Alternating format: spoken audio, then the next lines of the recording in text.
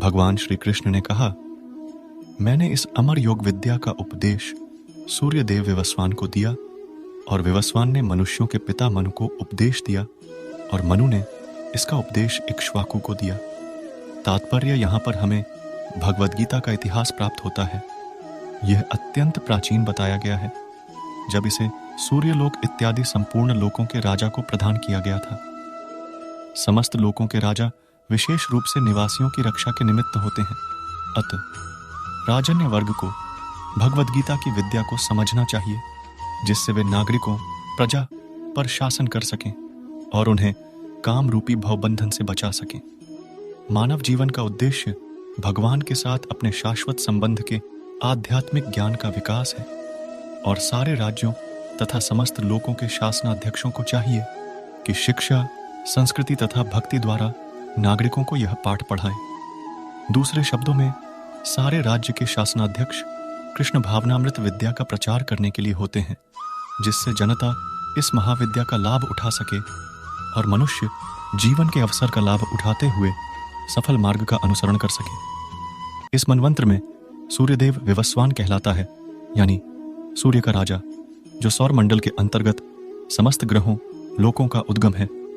ब्रह्म संहिता में कहा गया है, यच्चक्षुरेश सविता सकल ग्रहाणा राजा समस्त सुरमूर्ति शेष तेजा यस्याज्ञया भ्रमति संभृत कालचक्रो गोविंदमादि पुरुषं तमह भजामि।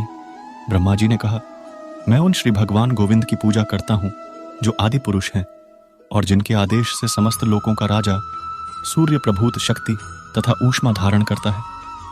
यह सूर्य भगवान के नेत्र तुल्य है और यह उनकी आज्ञानुसार अपनी कक्षा को तय करता है।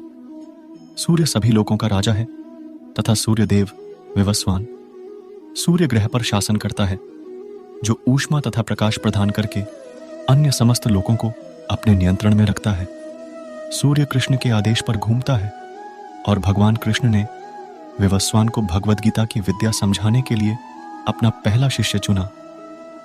अत गीता किसी मामूली सांसारिक विद्यार्थी के लिए कोई काल्पनिक भाष्य नहीं, अपितु ज्ञान का मानक ग्रंथ है जो अनंत काल से चला आ रहा है।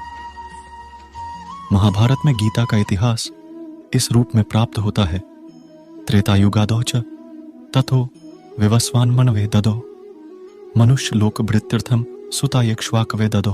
त्रेतायुग के आदि में विवस्वान ने परमेश्वर संबंधी इस विज्ञान का उपदेश मनु को दिया और मनुष्यों के जनक मनु ने इसे अपने पुत्र इक्ष्वाकु को दिया।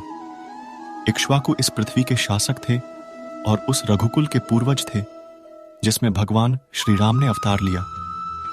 इससे प्रमाणित होता है कि मानव समाज में महाराज इक्ष्वाकु के काल से ही भगवद गीता विद्यमान थी।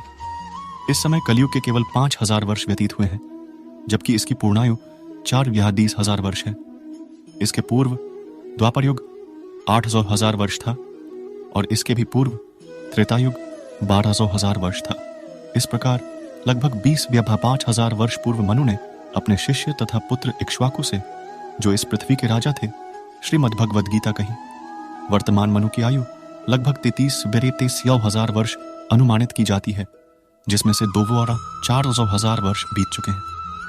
यह मानते हुए कि मनु के जन्म के पूर्व भगवान ने अपने शिष्य सूर्यदेव विवस्वान को गीता सुनाई, मोटा अनुमान यह है कि गीता कम से कम 12,000 वर्ष पहले कही गई और मानव समाज में यह 20 लाख वर्षों से विद्यमान रही। इसे भगवान ने लगभग 5,000 वर्ष पूर्व अर्जुन से पुण्य कहा। गीता के अनुसार ही तथा इसके वक्ता भगवान कृष्ण के कथन के अनुसार यह गीता के इतिहास का मोटा अनुमान है। सूर्यदेव विवस्वान को इसीलिए गीता सुनाई गई क्योंकि वह क्षत्रिय था और उन समस्त क्षत्रियों का जनक है जो सूर्यवंशी हैं। चूंकि भगवद गीता वेदों के ही समान है, क्योंकि इसे श्री भगवान ने कहा था, अत यह ज्ञान अपौरुषेय है। चूंकि वैदिक आदेशों को यथारूप में बिना किसी मानवीय विवेचना के स्वीकार किया जाता है, फलत गीता को भी किसी सांसारिक विवेचना के बिना स्वीकार किया जाना चाहिए। संसारी तार्किक जन अपनी अपनी विधि से गीता के विषय में चिंतन कर सकते हैं, किंतु यह यथारूप भगवद गीता नहीं है। अत भगवद गीता को गुरु परंपरा से यथारूप में ग्रहण करना चाहिए। यहां पर यह वर्णन हुआ है कि भगवान ने इसे सूर्यदेव से कहा।